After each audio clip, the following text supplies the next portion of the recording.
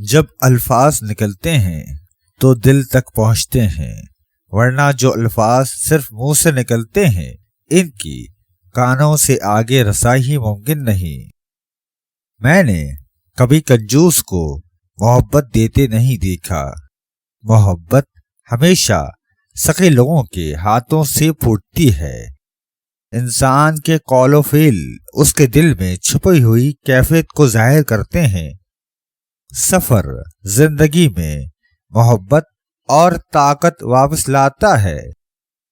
جو چیز آئے اور چلی جائے، طلوع ہو اور پھر غروب ہو جائے، میں اس سے محبت نہیں کرتا۔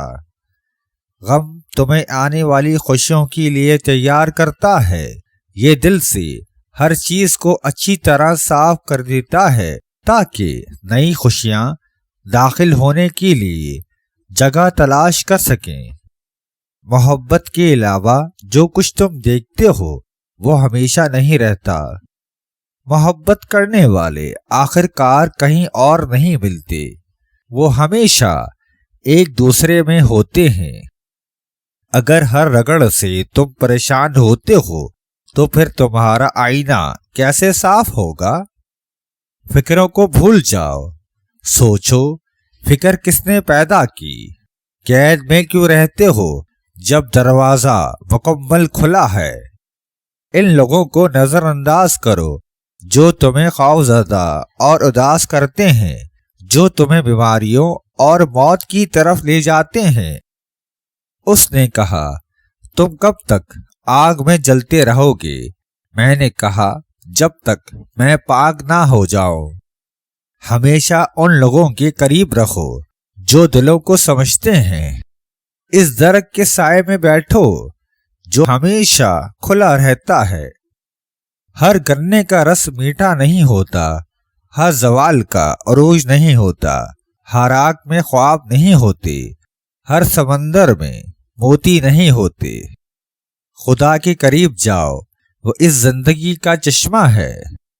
محبت کے بغیر ہر عبادت ایک بوجھ ہے، ہر رقص ایک معمولی کام ہے، ہر موسیقی صرف شور ہے۔ جہاں دماغ کو صرف حدیں نظر آتی ہیں، محبت وہاں بھی چھپا ہوا راستہ دکھا دیتی ہے۔ ہر دل میں ایک کھڑکی ہوتی ہے جس سے تم اپنے دل سے ایک دوسرے کے دل میں دیکھ سکتے ہو۔ میں دوبارہ آیا ہوں ایک نئے سال کی طرح اس پرانی قید کے دروازے گرانے کے لیے۔ میں اس طرح گانا چاہتا ہوں جیسے پرندے گاتے ہیں، اس بات کی فکر نہیں کہ کون سنتا ہے یا کیا سوچتا ہے۔ میں نے سیکھا ہے ہر انسان موت کا ذائقہ چکھے گا، لیکن بہت کم ہیں جو زندگی کا ذائقہ چکھتے ہیں۔ تمہیں غلطیاں بھی سچائی تک لے جا سکتی ہیں، انہیں کسی بھی چیز سے پریشان ہونے کی ضرورت نہیں ہے۔ اے میرے دل، نہ تو یہ درد ہمیشہ رہنے والا ہے اور نہ ہی یہ زندگی۔ اگر تم دن میں صرف ایک دعا کرتے ہو تو وہ شکر ادا کرنے کی کوشش کیا کرو۔ اپنی 3 چیزیں کسی کو نہ بتاؤ، زندگی میں کبھی دھوکہ نہیں کھاؤ گے۔ اول، اپنے حالات زندگی۔ دوم، اپنی دولت۔ سوم، اپنی پریشانیاں۔